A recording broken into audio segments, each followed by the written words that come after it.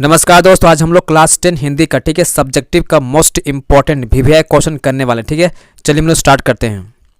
पहला सवाल देखिएगा, आपके विचार से भोलानाथ अपने साथियों को देखकर सिसकना क्यों भूल जाता है। ठीक है, इसका आंसर देखिए। ठीक है, भोलानाथ को जब भी साथी बालकों की टोली दिखाई देती तो उनका खेलना कूदना देखकर वह गुरु जी की डांट फटकार तथा अपना सिसकना भूल जाता है और उनके साथ खेलने में मग्न हो जाता है।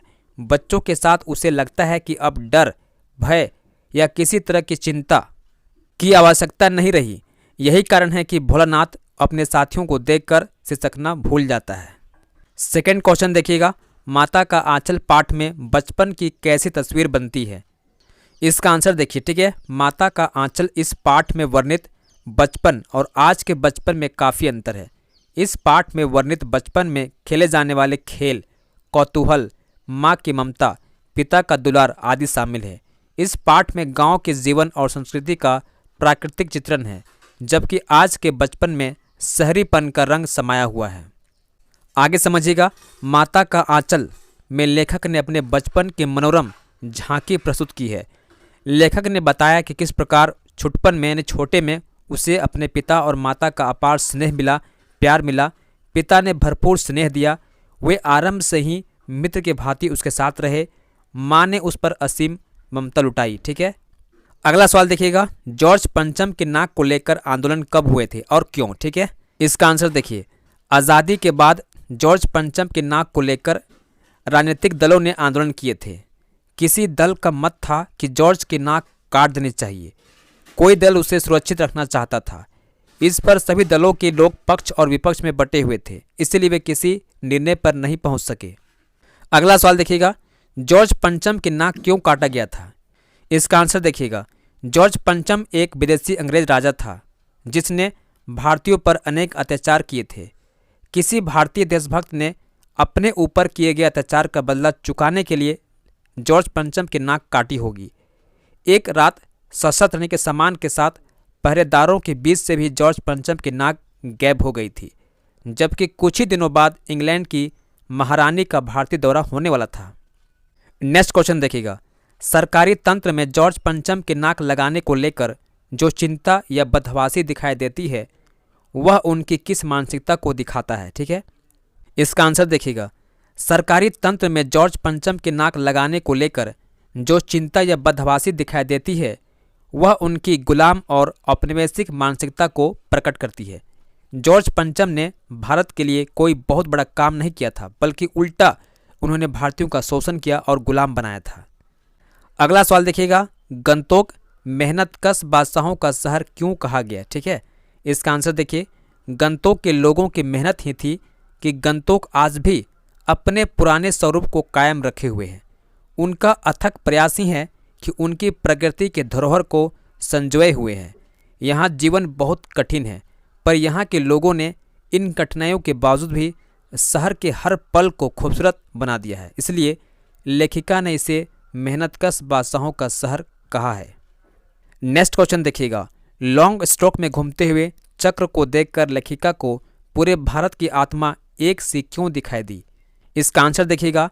लॉन्ग स्ट्रोक में घूमते हुए चक्र को देखकर लेखिका ने उसके बारे में पूछा तो पता चला कि यह धर्म चक्र है, इसे घुमाने पर सारे पाप धुल जाते हैं। तभी लेखिका को यह बात याद आती है कि गंगा में स्नान करने से सारे पाप धुल जाते हैं। इसीलिए लेखिका कहती है कि पूरे भारत की आत्मा एक ही है। चलिए नेक्स्ट क्वेश्चन देखिएगा, काशी में हो रहे कौन से परिवर्तन बिस्मिल्लाह खान को व्यथित करते थे, परेशान करते थे। इसका आंसर देखिए।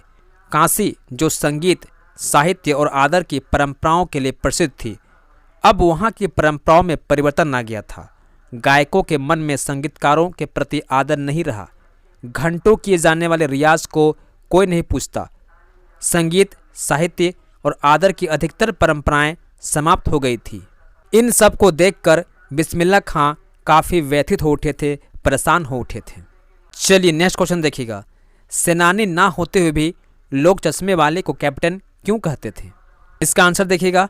वह सुभाष चंद्र बोस का सम्मान करता था।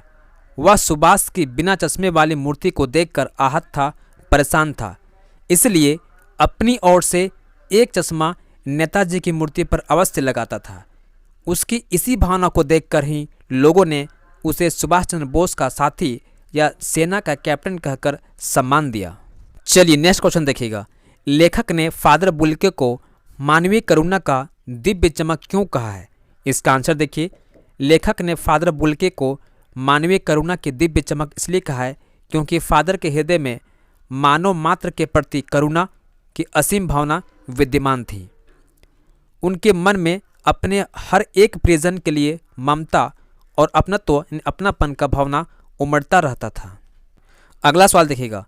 कवि बादल से फुहार, रिमझिम या बरसने के स्थान पर गरजने के लिए क्यों कहता है?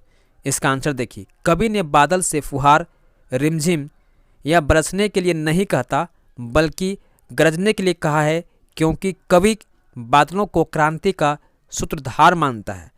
गरजना विद्रोह का प्रतीक है। कवि बादलों से पौरुष यानी ताकत दिखाने की कामना करता है। नेक्स्ट क्वेश्चन देखिए। सवार ने क्यों कहा कि वजीर अली की गिरफ्तारी बहुत मुश्किल है? इसका आंसर देखिए। सवार स्वयं वजीर अली था और अब तक उसे कोई पहचान नहीं पाया था।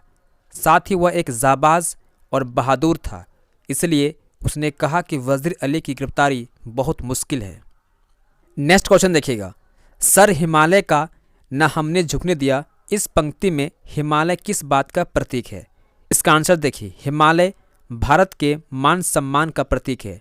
भारतीय सैनिकों ने अपने प्राण गंवाकर देश के मान सम्मान को सुरक्षित रखा। भारत के सैनिक हर पल देश की रक्षा हेतु बलिदान के लिए तत्पर रहते हैं, तैयार रहते हैं। नेक्स्ट क्वेश्चन देखिएगा। हरिहर काका को महंत और अपने भाई एक ही जैसे क्यों लगने लगे? इसका आंसर देखिए। काका के मना करने पर उन्हें अनेकों यातनाएं दी, अपहरण करवाया, मुंह में कपड़ा ठूस कर एक कोठरी में बंद कर दिया, जबरदस्ती अंगूठे के निशान लिया गया तथा उन्हें मारा गया, पीटा गया। इस तरह दोनों ही केवल जमीन जायदाद के लिए हरिहर काका से व्यवहार रखते थे, अतः उन्हें दोनों एक ही श्रेणी के लगे। अगला सवाल देखिएगा। मीराबाई ने श्री कृष्ण के रूप सौंदर्य का वर्णन कैसे किया है? इसका आंसर देखिए। मीरा ने कृष्ण के रूप सौंदर्य का वर्णन करते हुए कहा है कि उनके सिर पर मोर के पंखों का मुकुट है, वे पीले वस्त्र पहने हैं और गले में वैजंती फूलों की माला पहनी है, वे बांसुरी बजाते हुए गाय चराते हैं और बहुत सुंदर लगते हैं। दोस्तों वीडियो को लाइक कीजिएगा, शेयर कीजिएगा और प्लीज़ चैनल को सब्सक्राइब करके बेल नोटिफिकेशन को ऑन रखिएगा, ठीक है।